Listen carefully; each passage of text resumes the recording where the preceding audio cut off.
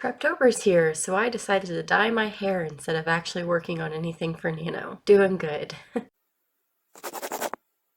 Hey there and welcome to my channel. This is Foggy Fiction and I am Haley. I'm a writer living with mental illness, doing my best to show that mental health does not dictate talent or worth, and hoping to encourage others to chase their dreams. If you're new to my channel, I try to post 1 to 2 videos a week, usually about things related to writing, reading, and mental health, but sometimes I get off topic and that's okay too. In today's video, we are getting started with Preptober because yes, it is here and I'm actually a little late posting this video. So let's get to it. So as I said, it is officially October and that means that Preptober has begun. For anyone who has no clue what I'm talking about, Preptober is how October is referred to for those of us who are planning to participate in NaNoWriMo, or National Novel Writing Month, in November, and would like to use this time to prepare for it. If you'd like more information on NaNoWriMo, I definitely recommend going to the website, which can be found at nanowrimo.org. I will leave a link below. So just a little background on my own Nano journey. Don't worry, it will be quick. I have participated in Nano almost every year since 2016, and I learned about Camp Nano, I believe it was last year, and have been participating in those as well. I have won Camp Nano twice now, and I won my first ever November Nano last year when I completed the first draft of my second book. I did my first attempt at prepping for Nano last October, and I didn't do a great job. I had intended to outline my entire story, and I think I got through about 2/3 of it, and also only spent about the last 2 weeks working on it. Not this time. I am going full in on Preptober this year, though I will still be working on revisions for my second book off and on during this time, so I guess it's not really full on, but you know, it's more than last year. This year, I have a checklist of things I'm going to do to prepare myself for Nano, and I'll be working through that checklist with you here on my channel. So let's dive in. I'm a big fan of checklists. So how do you get started for Preptober? Unless you're walking into the month with this already checked off, the first thing on your list might be the same as mine, deciding on an idea. It's said that the right way to do Nano is to start on a brand new story, but many people will work on projects they've already started, which is totally fine so long as you only count the words written during the month of November. I have done Nano this way a few times. In fact, in 2019, I worked on my first book, though I didn't win and I didn't finish the draft until the following June. I'm planning to start a brand new story this time around, same as I did last year when I won Nano for the first time. For a while now, I've been working on coming up with a back catalog of story ideas, so I do have a handful to choose from. The problem is, there are like 3 or 4 in particular that stand out to me, and they are very different from each other. And I have no clue which one is the one that I'm truly ready to get started on, or if I want to throw out my back catalog and just come up with an entirely new idea on the spot. I'm pretty sure I want to go with one of the story ideas I already have, but I don't know. So of the ones that are standing out the most to me, one of them is a romantic comedy, one of them is a mystery thriller type situation, and the other 2 are science fiction. So like I said, different from each other, and considering that my first 2 manuscripts are both contemporary, I'm also stepping a little bit outside of what I'm used to. Though I do have a couple contemporary ideas on my back catalog, so I could always hop over and try those too. Now 3 of those ideas I've already brain dumped on a tiny bit. One of them I've literally only written down the premise, and that's one of the science fiction ones. I'm hesitant at this point to give any details on the story ideas because my anxiety makes me paranoid, but I would love to know which of those genres you'd be interested in seeing me tackle. Or if you're not really interested in any of those, if you think I should stick with contemporary, which as someone who wants to be traditionally published, it does make sense for me to stick with contemporary. And as I said, I do have a few contemporary ideas in my back catalog. Keep in mind, like I said, my first 2 books are both contemporary, and almost all of my short stories are horror with comedic elements. So that's where I've been most comfortable throughout my years of writing. I don't know, just let me know in the comments which of these stand out to you because I'm curious. Not that you really know much about my writing, but you might have a preference that hops out to you, just in general as a reader. And I think I'm going to leave it at that. We're kind of brewing on these ideas together, and when I come back with my next video, part 2 to this one, I will hopefully have decided on which idea I'm going to go with and will be able to share with you what I've chosen. And I hope that by then, anyone prepping along with me